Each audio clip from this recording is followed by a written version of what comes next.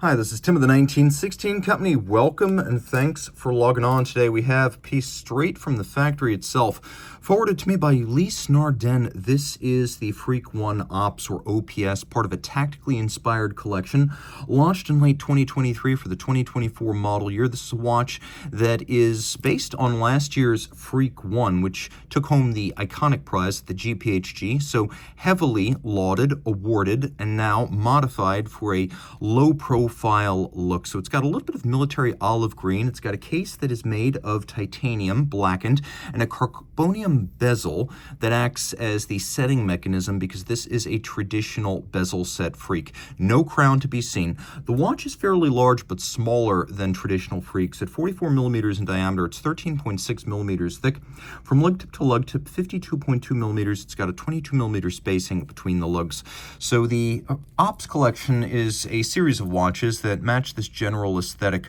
Low profile, muted, not a whole lot of polish, tactical colors, and although all of them ultimately are a little bit extrovert compared to the Eastern European-oriented UN watches of the 2000s and 2010s, this feels a little bit like a breath of fresh air. So on my 16-centimeter circumference wrist, you can see it wears large but not huge.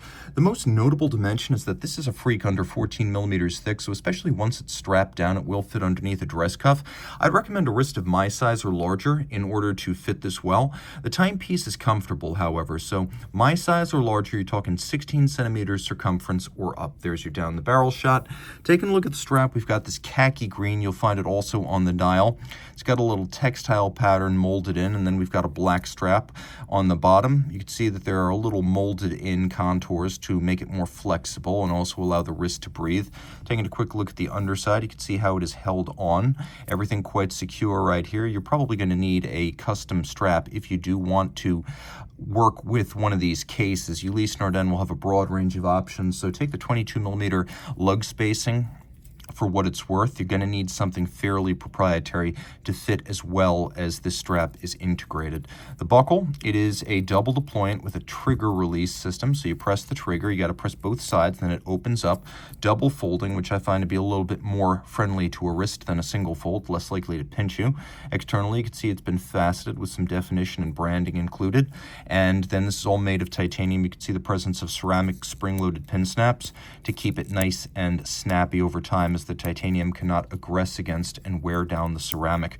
Rolling back the case, in UN tradition, we've got a number plate on the side, a throwback to the way their marine chronometers used to be identified back in the 19th and early 20th century. That's where their reputation comes from. It's why their logo is a nautical anchor, and this marine chronometer heritage subtly referenced on the flank of the watch. You can see we do still have highly angular lugs here, and there is a polished bevel that runs all the way across the case and then wraps around the end of the lug. So this is contrast. It's not a different color, but it's a different surface finish. Again, subtlety. Taking a look, no crown. This is a traditional Freak. We've got this carbon fiber bezel. We're going to turn it right side up now so you can read it properly. So this is how it works. Since the Freak 2 of 2005, that was the 28,800 vibration per minute, we've had this little lock system down at the base of the dial. Now when you lift it, you're able to set the watch. So now I can turn, and for example, you can see you are looking at 11:45. We have the hour, we have the minute, and then the baguette caliber, which contains everything except the power source. That is also the minute hand. Looking closely, you can see we've got a proprietary silicone white gold weighted balance wheel.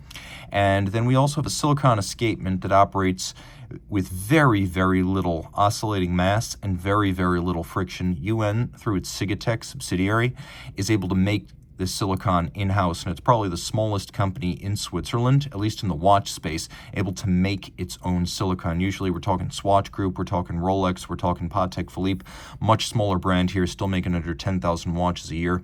So the way this works is it drives itself using a tooth around the stationary ring gear of the edge of the dial. And so it propels itself, telling the time.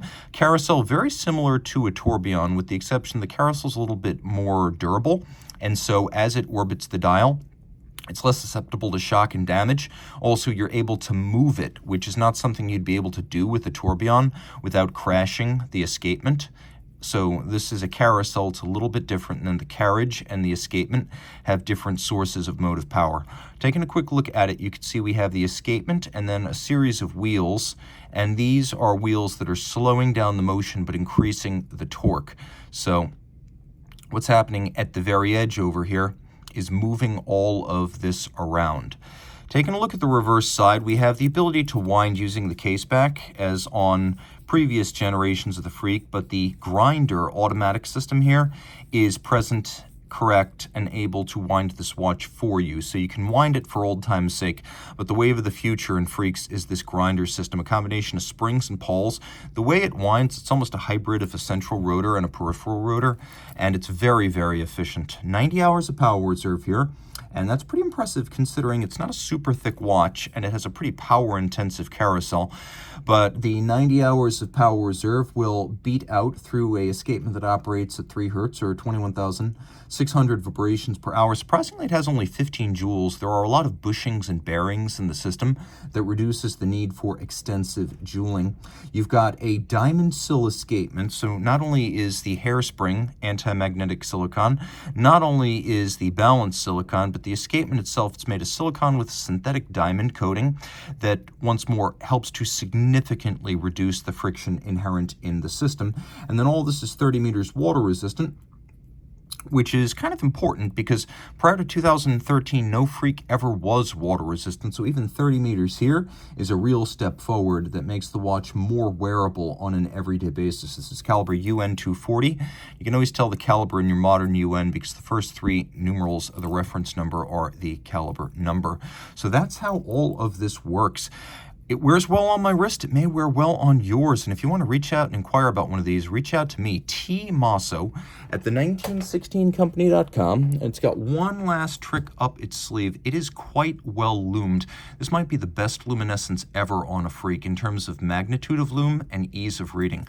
Team Mosso at the 1916company.com for purchase and pricing details.